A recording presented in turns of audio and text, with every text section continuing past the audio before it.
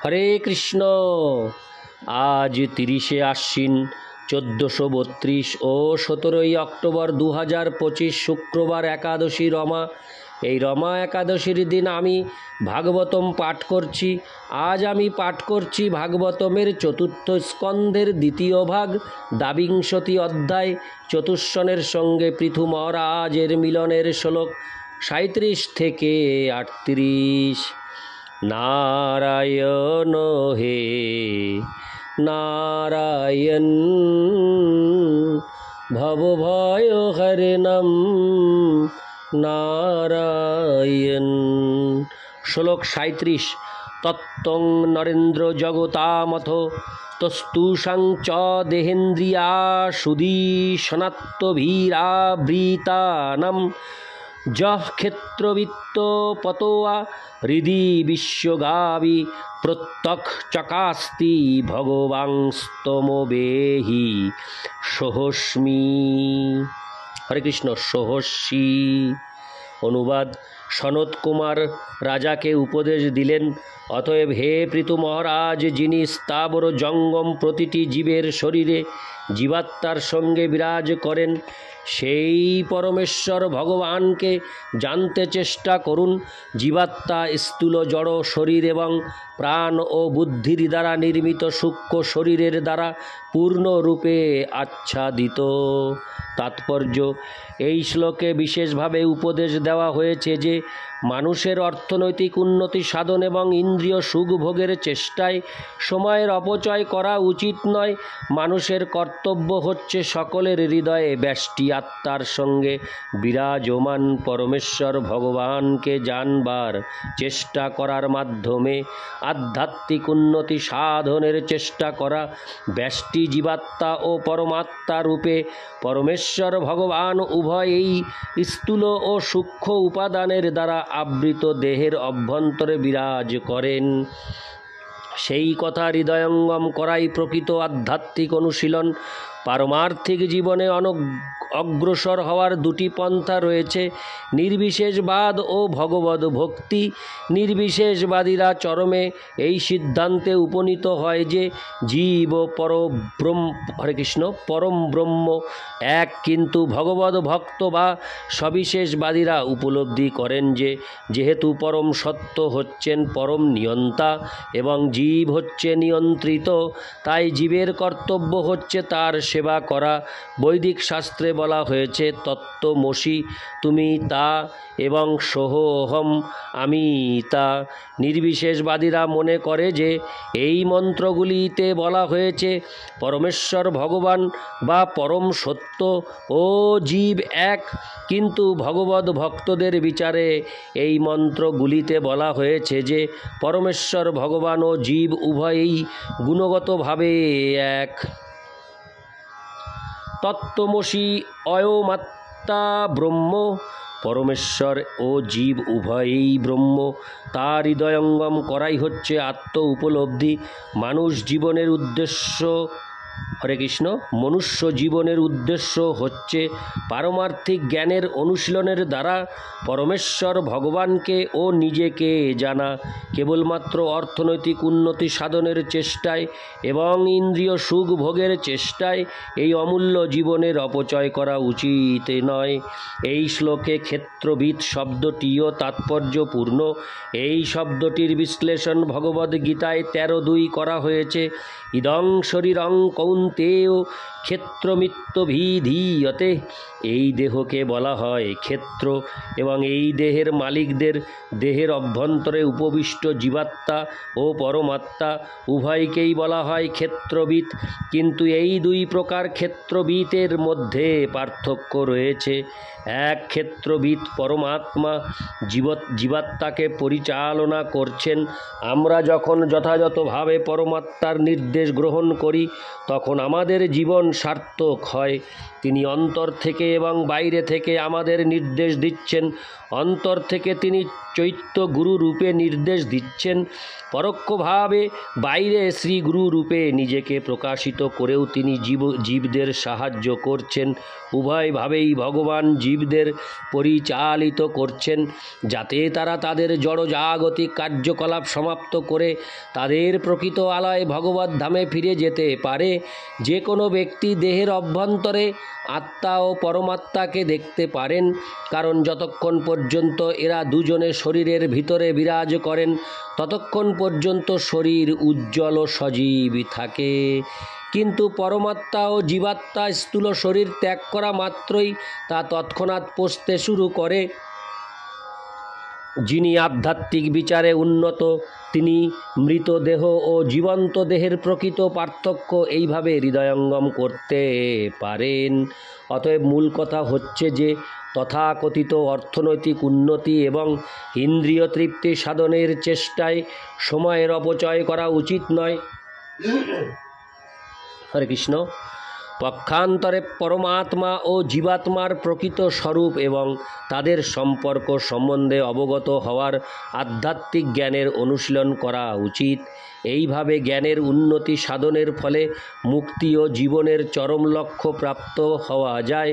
বলা হয়েছে যে কেউ যদি তথাকথিত জাগতিক কর্তব্যসমূহ পরিত্যাগ করে মুক্তির পথ অবলম্বন করেন তাহলে তার কোনো ক্ষতি হয় না।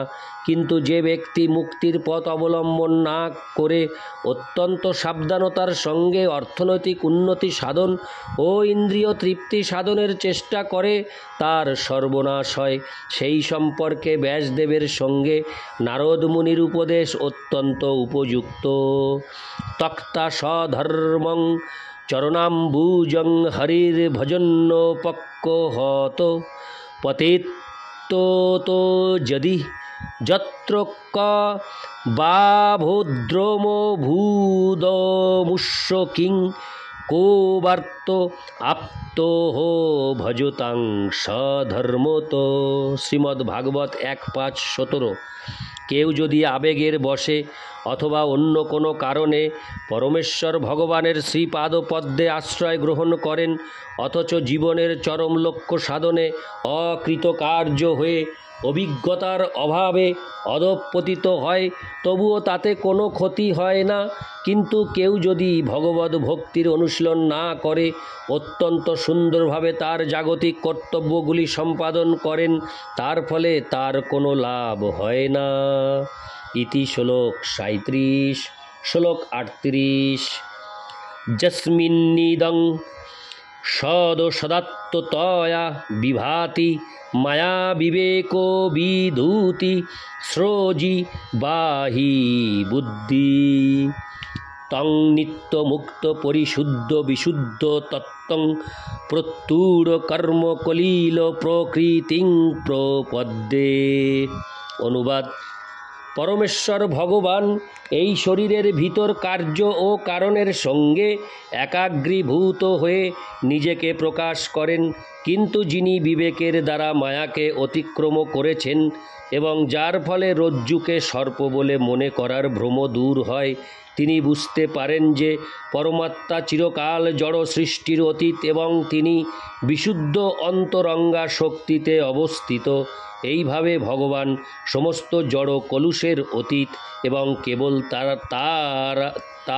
হরে কৃষ্ণ এবং কেবল তারই শরণাগত হওয়া উচিত। তাৎপর্য: জীবাত্মা ও পরমাত্মার মধ্যে কোনো পার্থক্য নেই বলে মায়াবাদীদের যে সিদ্ধান্ত তা এই শ্লোকটিতে বিশেষভাবে নিরস্ত হয়েছে। মায়াবাদীদের সিদ্ধান্ত হচ্ছে যে জীব ও পরমাত্মা এক এবং তাদের মধ্যে কোনো পার্থক্য নেই। মায়াবাদীদের মতে নির্বিশেষ ব্রহ্ম ব্যতীত কোনো পৃথক অস্তিত্ব নেই এবং পার্থক্য আছে বলে যে অনুভূতি তা হচ্ছে মায়া। রজ্জুতে যেমন সর্পভ্রম হয়, এটি ঠিক তেমনি রজ্জুতে সর্পভ্রমের দৃষ্টান্তটি সাধারণত মায়াবাদীরা দিয়ে থাকে। তাই বিবর্তবাদের সূচক এই শব্দগুলি এখানে বিশেষভাবে উল্লেখ করা হয়েছে। প্রকৃতপক্ষে পরমাত্মা হচ্ছেন পরমেশ্বর ভগবান এবং তিনি নিত্যমুক্ত। পক্ষান্তরে বলা যায় যে জীবাত্মার সঙ্গে পরমাত্মার ভগবান, হরে কৃষ্ণ, জীবাত্মার সঙ্গে পরমেশ্বর ভগবান এই শরীরে রয়েছেন। সেই কথা বেদে প্রতিপন্ন হয়েছে। একই বৃক্ষে অবস্থিত দুটি বন্ধুর সঙ্গে তাদের তুলনা করা হয়েছে। তবুও পরমাত্মা মায়ার অতীত। মায়া শক্তিকে বলা হয় বহিরঙ্গা শক্তি এবং জীবকে বলা হয় তটস্থা শক্তি। ভগবদ্গীতায় উল্লেখ করা হয়েছে যে মাটি, জল, আগুন, বায়ু, আকাশ ইত্যাদি সমন্বিত জড়া প্রকৃতি এবং পরাপ্রকৃতি জীব উভয়েই ভগবানের শক্তি।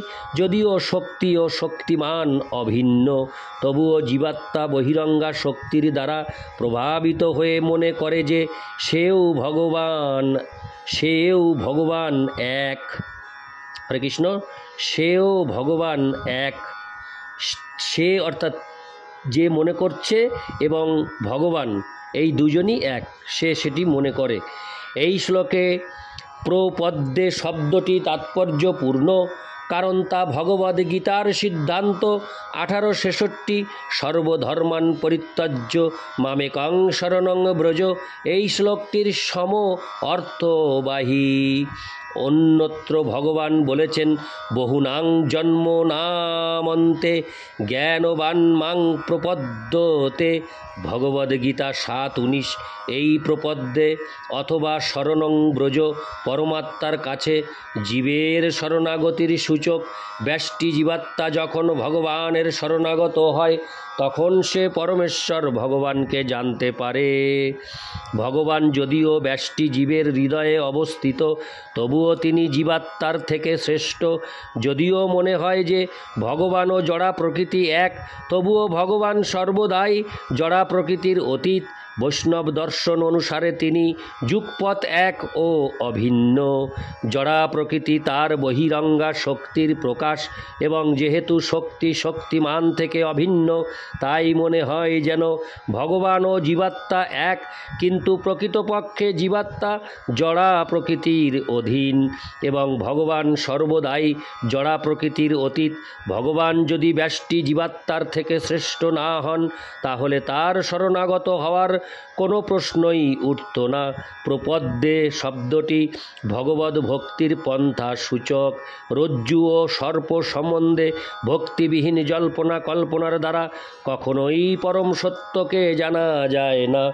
তাই মনোধর্ম প্রসূত জল্পনা কল্পনার দ্বারা পরম সত্যকে জানার প্রচেষ্টা থেকে ভগবদ ভক্তির গুরুত্ব অনেক বেশি বলে বর্ণনা করা হয়েছে। ইতি শ্লোক 38। নারায়ণ হে নারায়ণ ভবভয়হরণম নারায়ণ। হরে কৃষ্ণ।